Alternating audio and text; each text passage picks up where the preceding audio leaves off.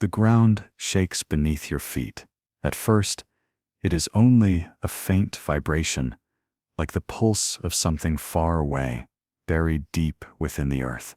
But then it swells, rising into your bones, until it feels as though the world itself has begun to march. You hear it now, the relentless beat of sandals striking in perfect unison, hundreds of iron-studded soles crushing stone and soil alike. It does not sound like men walking. It sounds like a machine, cold, merciless, unstoppable. You look up. A line of figures emerges through the haze of dust, bronze and iron, catching the light of the dying sun. They advance without hesitation, their faces hidden behind cheek guards, their eyes shadowed beneath helmets, polished to a blinding sheen. The reflection of that light stings your vision, searing your eyes, until you blink against it. For a moment, you are not certain if you are watching soldiers, or some great metal beast assembled from human parts. Your gaze falls, almost instinctively, to the weapons at their sides. The short, stabbing sword, the dagger, tools built for death. But as the formation draws closer, another realization claws at you, one far more disturbing. It is not the swords that unnerve you, it is everything else. The tunics cling to sweat and dust, coarse wool that never dries, fabric that carries the stink of disease, of fatigue, of men punished for the smallest stain. The belts that bind them are not merely straps of leather, but chains of authority, metal plates, glinting like shackles, each one striking against the next, with the sound of discipline and of domination. The cloaks, dark and heavy, ripple like funeral shrouds. You imagine them flung across the bodies of the fallen, suffocating, smothering, silencing, and then your eyes fall to their feet. Rows of sandals, crude leather bound tight, the soles bristling with nails hammered deep. With every step they dig into the earth. You hear the crunch, the scrape, the echo of iron against stone. You picture a single kick, the sharp nails piercing skin, splintering bone, leaving behind wounds not only brutal but infectious. These are not shoes. They are weapons, and they are many. The thunder builds, and with it comes a slow, crushing truth. Even if their swords were stripped away, even if every spear was broken, these men would still march as an army of weapons. Their very clothing, the tunic, the belt, the cloak, the sandals, is as deadly as the steel they carry. The light flares against polished helmets. Dust swirls like smoke around their shields. The line grows closer, and the dread inside you tightens. You thought their blades were the terror of Rome, but you were wrong. The real terror walks before you now, silent and suffocating, hidden in plain sight. Their clothing is not cloth. It is a system. It is a weapon, and it has already conquered the world. So ask yourself, what should you fear more? The sword at their side, or the fabric on their skin? Let us tear apart the myth. The tunic. At first glance, nothing more than a simple garment, rough wool cut to the knee, sometimes linen in the hotter provinces, sometimes layered when the cold gnawed at the edges of the empire. It draped across the body without elegance, a square of fabric belted at the waist. To the outsider it looked plain, even crude. Yet for the legionary, this was no ordinary cloth. It was the first skin of Rome's war machine. Wool was chosen for a reason: thick, resilient, able to hold warmth in damp winters, yet light enough to breathe beneath the scorching sun of Syria or Judea. But wool had another, darker quality. It was nearly impossible to keep clean. Every march, every battle, every restless night in the camp, the fibers soaked up sweat and grime, until the fabric itself became a breeding ground. Lice nested in the folds. Fleas burrowed into the seams. Disease crept silently from one tunic to the next. And here lies the brutal truth. Far more soldiers were killed by their tunics than by the swords of their enemies. Typhus, fevers, skin infections, invisible plagues that spread through the army like wildfire. carried not by weapons, but by cloth. Imagine an army of hardened warriors, trained to kill, their discipline unmatched, falling helpless not to the thrust of a barbarian spear, but to the bite of a louse, living in the threads of their own clothing. But Rome was not blind to this danger. Commanders turned the tunic into more than fabric. It became a symbol of obedience. A soldier whose tunic was stained, torn, or crawling with vermin risked punishment. Cleanliness equaled discipline, and discipline equaled survival. To wear a filthy tunic was not only a mark of disease, it was a mark of shame. For some it brought lashings, for others disgrace before the cohort. And there were times, whispered in campfire tales, when neglect was treated as treason, when a soldier's own tunic became the rope of his undoing. Picture the fear this created. After a grueling march of 30 kilometers beneath the burning sun, carrying 20 kilos of iron and wood, a legionary would arrive at camp exhausted, bleeding at the shoulders, his body begging for rest. But before he could sleep, he was ordered to strip, to scour his tunic with sand and ash in the icy current of a river, fingers raw, body shivering.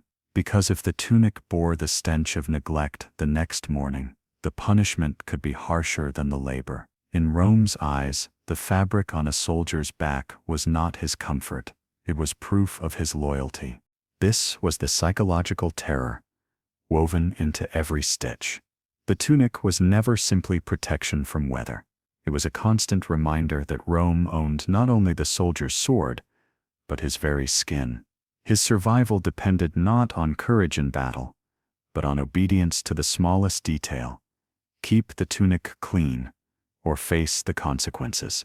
And so every fiber of cloth carried two truths, one visible, the plain wool draped across the soldier's body, and one invisible, the silent plague it carried, the fear of punishment it symbolized, the discipline it enforced. Together these truths made the tunic more than clothing. They made it a weapon that controlled the soldier's body, broke his will, and more often than the enemy, claimed his life. If you've watched this far and still haven't subscribed to Tale of History, ask yourself this: would you survive under Rome's rule? Imagine being punished like a legionary for the crime of wearing a dirty tunic. That was the price of disobedience. Go ahead, subscribe now, and if you choose not to, then step into the comment section and tell us why you refuse. Like the soldiers of old, your silence will say more than you intend. The belt. The Romans called it the cingulum, and to the casual eye it was a strip of leather wrapped around the waist, heavy with dangling straps and decorated with metal plates. But in truth, it was far more than an accessory. For the Roman soldier, it was identity itself, a marker that he belonged to the legion, that he was part of the machine.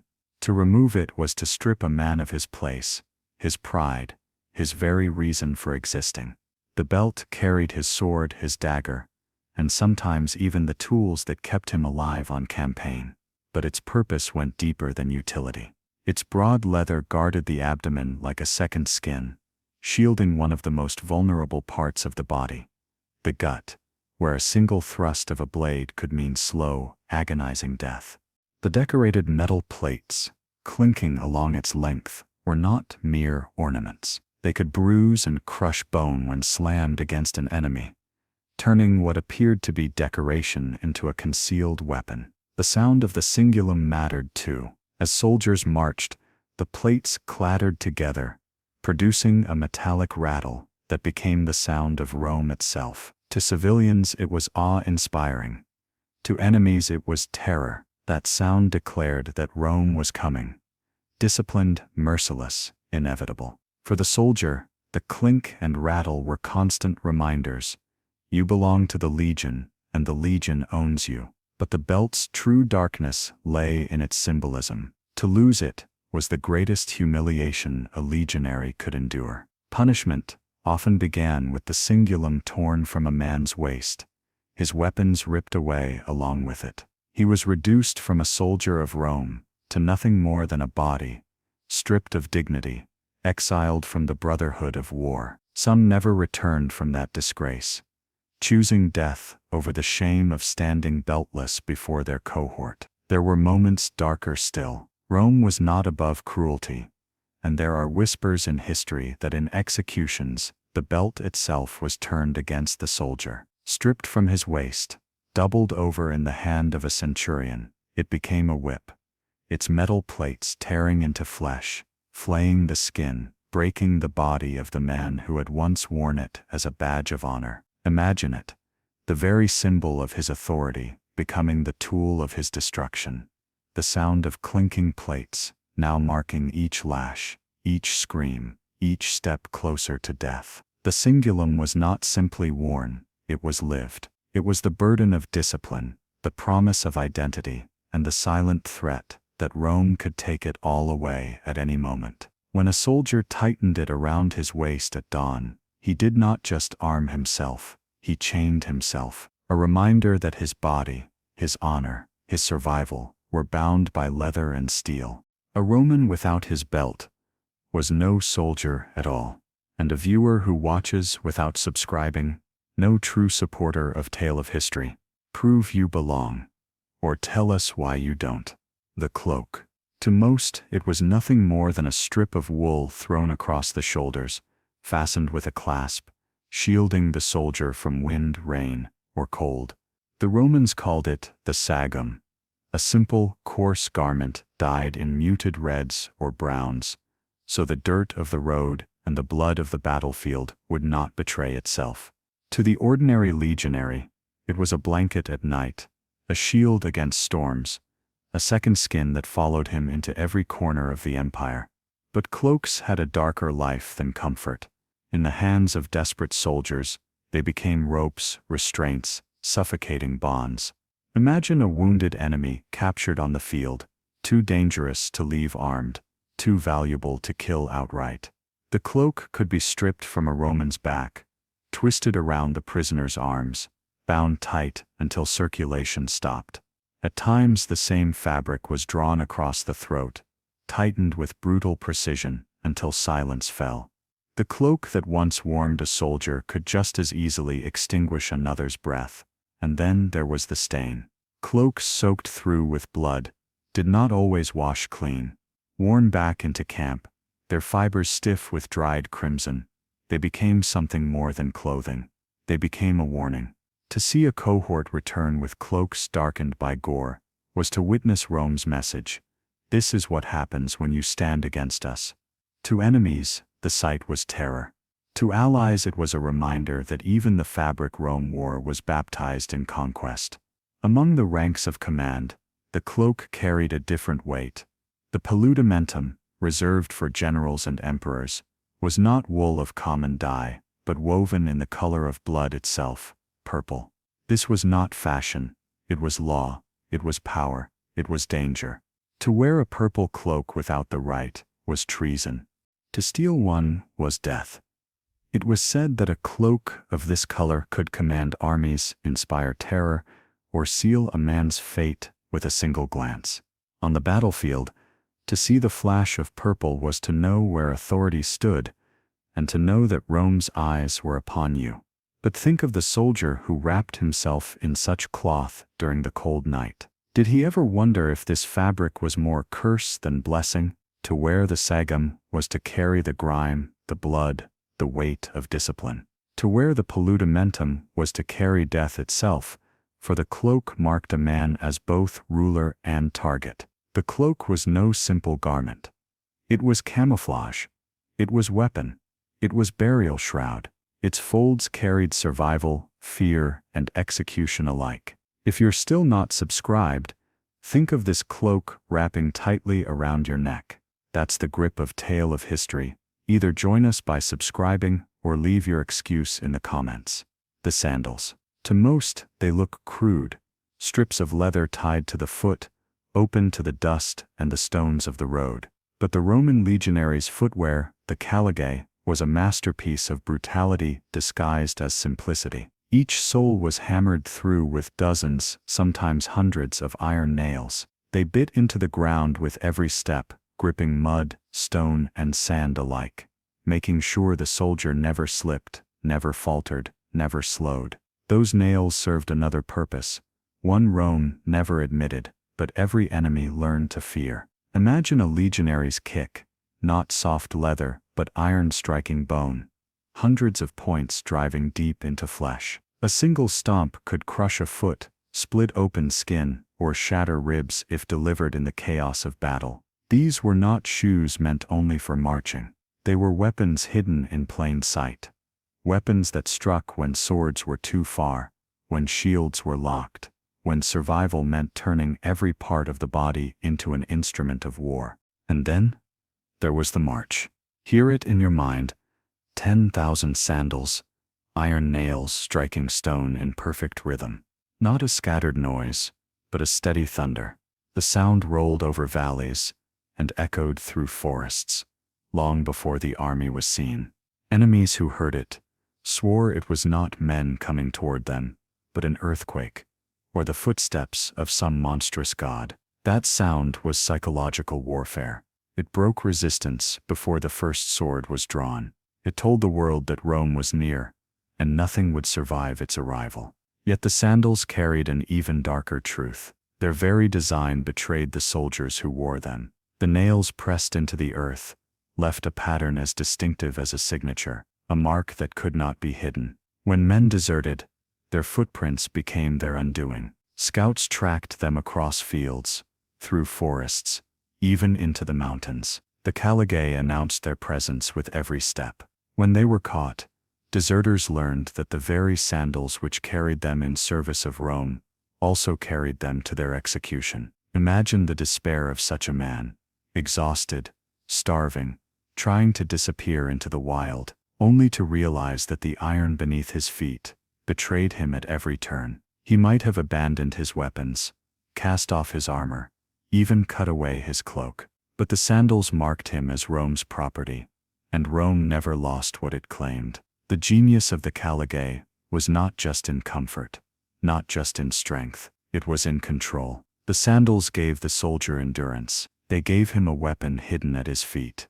They gave Rome a sound of fear that echoed across the world. And they gave deserters no escape, chaining them invisibly to the empire, with every footprint they left behind. The thunder of sandals once shook the earth. Today the silence of you not subscribing is louder. Subscribe now to Tale of History, or explain in the comments why you choose silence over history. The helmet. To the Romans, it was more than iron and bronze hammered into shape. It was a mask, a crown, and a weapon, all at once. From a distance, it gave the legionary the look of a faceless machine, eyes buried in shadow, the rest of his features sealed behind metal. To an enemy staring across the battlefield, there was no man to confront, no weakness to exploit, only iron. But its design was not merely for defense. The surface was polished to a mirror's gleam. In the heat of battle, sunlight struck those helmets and flared outward in blinding flashes. Whole ranks of enemies faced not men, but a wall of blazing light. Their vision burned, their lines broken before a single sword was raised. What looked like decoration was in truth another weapon of war. The sun itself, captured and turned against Rome's foes. Then came the crests, plumes of dyed horsehair, feathers or wool that crowned the helmet, and added height to the man who wore it. To the Romans, it signaled rank. To their enemies, it magnified terror. A centurion, with his transverse crest stretching from ear to ear, could be seen through the chaos, towering above the mass of soldiers, his presence unmistakable. Even in the frenzy of blood and dust, the plume shouted authority. And for those who opposed him, it shouted something else: target. To strike at the man with the crest was to defy Rome's order itself, and it rarely ended well. Yet the helmet's terror was not only in sight, but in touch. Its cheek guards, heavy slabs of bronze, swung forward to protect the face. In close combat, when formations pressed tight, those guards could be used as blunt weapons, slamming into jaws, crushing noses, knocking men to the ground. The helmet was not passive protection. It struck back. A head thrust forward could shatter teeth as surely as a fist of iron. But perhaps the darkest power of the helmet lay not on the battlefield, but in the camp. Soldiers were commanded to keep them spotless. Dirt, rust, or dullness were punishable offenses. Every helmet had to shine like the face of a god, reflecting the sun, reflecting Rome's might. A dull helmet was not just a blemish on metal, it was a blemish on discipline. The terror it inspired in enemies began first as terror in the soldiers themselves, who knew that neglect could bring lashes, humiliation, or worse. The brilliance of Rome's helmets was not born of pride, but of fear. Imagine the sight, an entire legion standing at dawn, helmets catching fire in the rising sun, 1,000 mirrors glaring across the plain. To see such a force approach was to feel your will weaken before the first clash. Rome understood something no other power had mastered, that armor did not only protect the body, it invaded the mind, the shield. To the Romans, it was never a simple board of wood. The scudum was a wall in motion, a fortress carried on the arm, a slab of layered timber curved to embrace the body and crowned at its center with a dome of iron. To face a Roman soldier was not to face a man with a sword, it was to face the crushing advance of a moving barricade. In the charge, the scudum did not only block, it attacked. Imagine the impact of dozens, hundreds of shields slamming forward in unison. The curve drove into flesh, the rim splintered bone, the sheer weight bowled enemies to the ground, and at the very heart of each shield lay the umbo, a rounded boss of metal built not just to guard the hand, but to strike like a hammer. In the crush of battle, legionaries rammed it into ribs, jaws, skulls, leaving bodies gasping or broken long before the gladius ever found its mark. But the terror of the scudum was not only in its violence, it was in its image. Each one was painted with emblems, beasts, thunderbolts, and gods, bright colors set against the red of Rome. To see them aligned across the horizon was to see a living mural of war, an advancing gallery of symbols meant to unnerve, to remind the enemy that he was not facing men, but an empire. The shield was not only armor, it was propaganda, a weapon of the mind as much as the body. And then came the formation that made it immortal. The testudo, the tortoise, shields locked above, to the front, to the sides, until the legion became a single armored creature, invulnerable to arrows and stone. Step by step it advanced, crushing resistance beneath its weight. Those unlucky enough to be caught beneath the tortoise were not merely defeated, they were suffocated, pressed into the dirt, their last breath stolen by the weight of a wall that moved like a beast of iron and wood. Picture the sound, shields colliding together, the groan of wood, straining against impact, the stomp of nailed sandals striking in rhythm, a wall that advanced with the precision of a heartbeat, unbroken, unstoppable. Against it, courage withered. Against it, numbers meant nothing. To stand in its path was to invite death, not from a sword's edge, but from the suffocating press of Rome's shielded embrace. The scudum turned soldiers into bricks, and formations into fortresses. It was not a shield for one man, it was a shield for the empire itself. And it proved one thing with every campaign.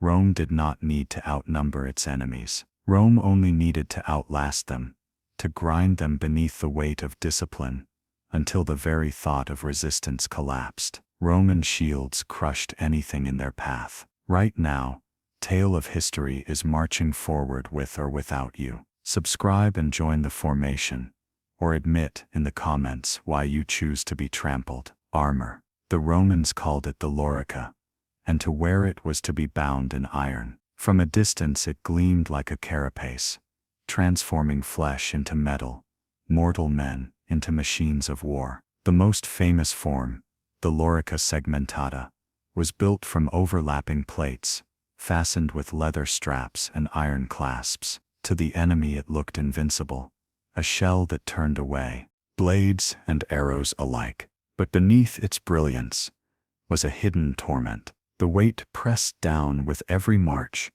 grinding into the shoulders, cutting the breath short, draining strength before battle had even begun. Many collapsed beneath it, their bodies defeated not by an enemy's strike, but by the burden of their own protection.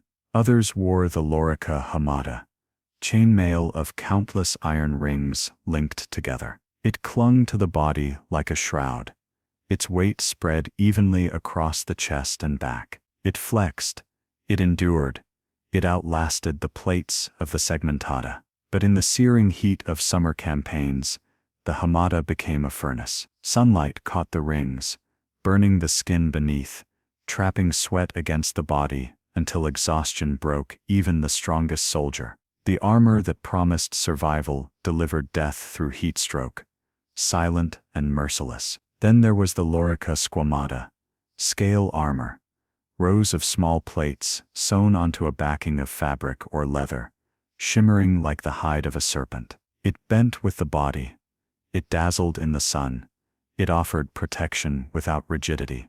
But its beauty was deceptive. In the rains of northern provinces, water seeped between its scales, rust eating away at the metal, the armor growing heavier with every hour, until the soldier staggered beneath its drag. To march in sodden squamata was to march slowly toward suffocation. The truth was brutal. The armor that kept a soldier alive in combat often conspired to kill him before the battle was ever joined. Men collapsed on forced marches, their lungs unable to draw breath beneath the crushing load. Others fell unconscious in the heat, armor clattering around them as comrades dragged them aside, leaving their bodies vulnerable to the vultures of both sky and battlefield. Rome's engineers perfected weapons of steel, but in doing so they created another killer: exhaustion, hidden within the embrace of iron. And yet the armor was never optional. To appear without it was cowardice. To discard it was treason. A soldier who cast away his armor in retreat was branded with disgrace, sometimes executed by his own officers before the enemy ever touched him. So the legionary carried his second skin, whether it saved him or destroyed him, knowing each breath beneath its weight was borrowed. It is easy to imagine the clash of swords, the shouts of battle, the sting of arrows, but listen closer, and you will hear another sound beneath it all: the ragged breath of men suffocating in their armor, the groan of bodies breaking not from wounds, but from the burden of survival. The lorica was not simply protection, it was a gamble, and for countless soldiers of Rome, it was a gamble lost. Beyond the sword, beyond the shield, every Roman soldier bore another burden: the weight of his personal gear. To outsiders, it seemed mundane: bundles of tools, utensils, and simple belongings slung over his back. Yet in truth, these objects were as much a part of Rome's killing machine as any weapon. They turned each legionary into more than a warrior. They made him an engineer, a laborer, and in moments of desperation, a survivor willing to weaponize anything he carried. Every man marched with a shovel, a pickaxe, and sharpened stakes strapped to his pack. They were meant for camp, to dig ditches, raise ramparts, build palisades. But when the lines broke, when battle descended into chaos, these tools could be turned in an instant. A shovel blade became a cleaver, smashing into skulls with a flat crack of iron. A pickaxe, swung in desperation, tore through bone where a sword could not reach. Even the stakes, meant for fortifications, could be driven into flesh, pinning enemies to the dirt like hunted animals. Then there were the cooking tools: pots, knives, hooks, designed for fire and food, yet sharpened edges did not care what they cut. In siege warfare, when soldiers were starved and encircled, these humble implements became lifelines.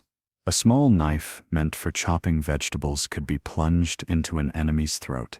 A skewer, meant for roasting meat, could pierce armor in the frenzy of survival. Rome left nothing useless. Everything the soldier touched could kill. Even in moments of stillness, danger lingered in the soldier's gear. Each man carried razors, tweezers, and small kits for hygiene. Not because Rome was merciful, but because disease threatened to unravel the legions from within. The men shaved daily, scraped their skin raw, tried to ward off lice and parasites. But iron against flesh is a dangerous ritual. Cuts festered, small wounds turned septic, infection spread through ranks faster than arrows ever could. A tool meant to preserve discipline could, with one slip of the hand, become the beginning of death. And within the pack soldiers carried tokens, charms from home, trinkets, tools to repair their clothing and sandals, even writing tablets scratched with letters to families they might never see again. These items were not weapons, not armor, but anchors of the human spirit. Yet even they carried shadows. For each talisman, each letter, could be torn from the dead, left to rot in the mud, or carried by a stranger as proof of conquest. The personal became political. The private became public. Nothing a soldier carried was safe from Rome's appetite for power. So every legionary marched not only with the iron of war, but with the weight of survival on his back. Tools, utensils, razors, objects that seemed harmless, became implements of both life and death. Rome had designed its soldiers to turn the ordinary into the extraordinary, to turn necessity into violence. And it worked. For in Rome's army, nothing was ever just a tool. Everything in the right hands was a weapon. The clothing of the Roman soldier was never fixed. It shifted like the empire itself, bending to the climate, adapting to the demands of war. Rome fought in deserts where the sun scalded the skin, in forests where the damp gnawed at the bones, and on frontiers where winter carved men into statues of ice. Each environment carried its own death sentence, and the garments soldiers wore determined whether they survived or became another corpse left for the crows. In the south and east, where the deserts stretched into eternity, soldiers stripped themselves down to the barest layers. Light tunics of linen replaced heavy wool, sandals left feet exposed to the burning sand. Helmets were lined with padding to shield necks from the glare of the sun. Yet no cloth, no sandal, could truly save them from the relentless heat. Marches of 30 kilometers beneath a sun that showed no mercy pushed men beyond their limits.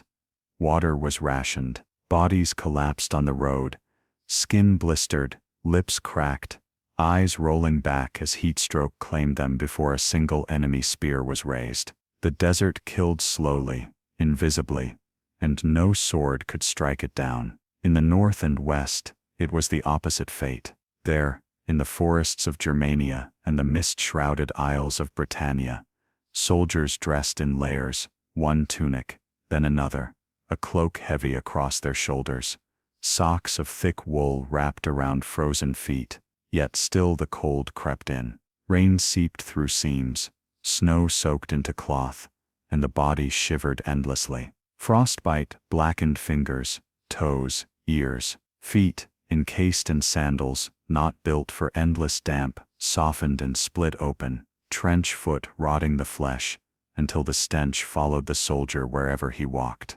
Cloaks that once shielded from wind became waterlogged burdens, pulling down the body as surely as iron. The legionary shivered not only from cold, but from the knowledge that the climate itself was hunting him. Yet Rome's genius was not only in enduring, but in ensuring that its enemies endured worse. Germanic tribes, Britons, desert rebels, they fought with bravery, but their clothing lacked Rome's engineering.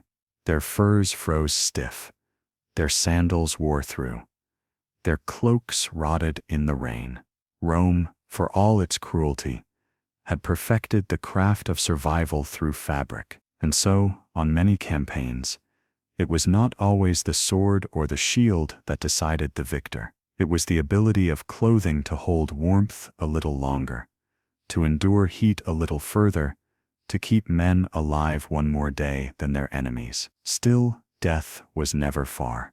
The empire's frontiers became graveyards of extremes. In the desert, men collapsed in silence, swallowed by sand. In the frozen forests, they stiffened into statues, their cloaks drawn tight like funeral wrappings. Every thread, every stitch carried both hope and despair. The same tunic that protected could also betray. The same cloak that gave warmth could become a sodden killer. The disturbing truth is this: Rome did not conquer the world with weapons alone. It conquered with fabric, with sandals, with cloaks and tunics. But for the men who wore them, survival was always fragile. Their clothing saved them from the elements, but never without a price. Rank was stitched into fabric and hammered into iron. In Rome's armies, you could read a man's place in the order of power not by his words, but by the clothing he wore,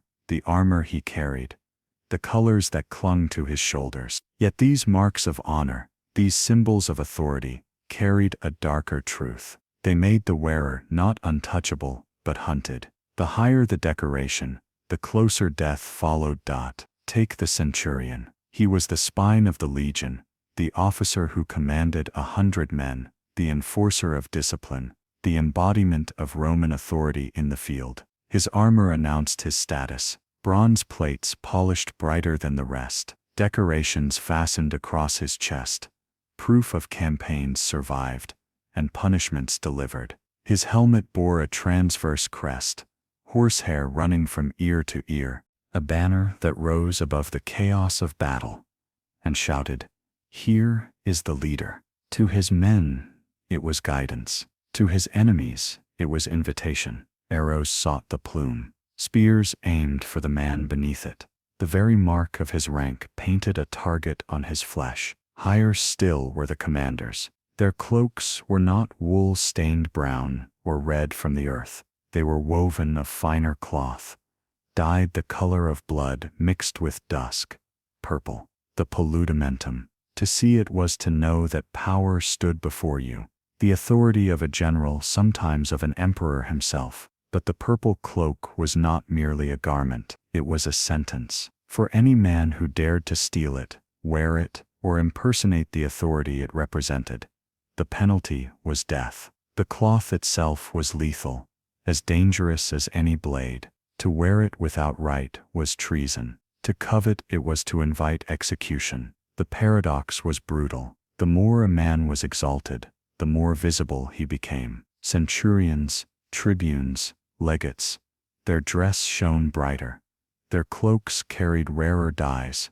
Their armor bore richer ornament. And the brighter they shone, the more they drew the fire of their enemies. Battlefields were places of chaos, smoke, dust, and blood. Yet even there, a flash of silver, a gleam of gilded bronze, a sweep of purple wool would stand out like a beacon. Enemies struck not at the nameless soldier, but at the man who wore authority on his skin. For some this was glory. To die as a target was to prove one's importance. For others it was a curse. How many centurions fell in the first wave, their men scattering without the spine that held them? How many generals were pierced by arrows aimed not at their hearts, but at the cloth that draped their shoulders? In Rome, clothing was more than fabric. It was destiny, drawing both reverence and ruin.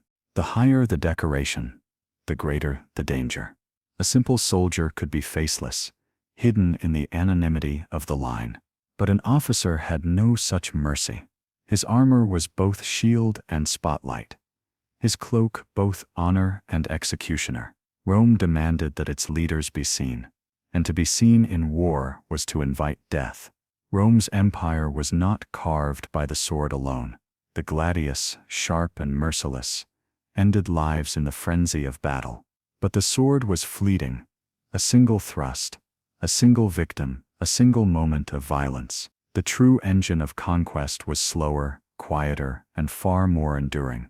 It was the fabric, the leather, the iron nails, the polished bronze, the clothing that turned men into machines, that disciplined their bodies, that suffocated them in silence, as surely as it suffocated their enemies. Every thread carried weight. The tunic that seemed so plain became a breeding ground for disease, a silent executioner that claimed more soldiers than arrows ever could.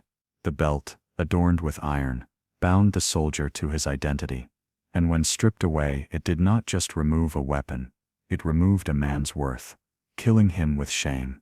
The cloak was both warmth and weapon, a burial shroud that could smother as easily as it sheltered. The sandals, bristling with nails, shattered bone, and betrayed deserters who could not escape their own footprints. Helmets blinded enemies with sunlight, cheek guards crushing jaws in the press of battle, their shine polished not for pride, but out of fear of punishment. Shields crushed as well as protected, smothering men beneath the suffocating weight of the tortoise formation. Armor promised survival, but often delivered death by exhaustion, heat stroke, and collapse. Even the soldier's tools and hygiene kits conspired against him, turning infections and accidents into hidden killers. And in every climate, whether desert or frozen frontier, the very clothing that shielded the soldier's body also tested it to breaking, reminding him that survival was never free. This was Rome's genius, and its cruelty. By weaponizing clothing, the empire made war a constant state of existence. The soldier was never free of discipline, never free of danger, never free of Rome's grip. Even in sleep, he was bound in fabric that could kill him. Even in retreat, he was betrayed by the iron beneath his sandals. Even in victory, his cloak might drip with blood that would harden into a permanent reminder of conquest. The empire endured for centuries not only because of its tactics or its steel, but because of its fabric. Weapons killed in moments. Clothing killed in lifetimes, and together they built an empire that bled its soldiers and its enemies alike. The sword killed thousands. The clothing killed millions. Now ask yourself, if Roman clothing was deadlier than their weapons, what is the modern clothing we wear today that might be killing us without us even knowing? Leave your thoughts in the comments below, and remember, the march of tale of history continues. Subscribe or remain silent. But silence, like in Rome, was never safety.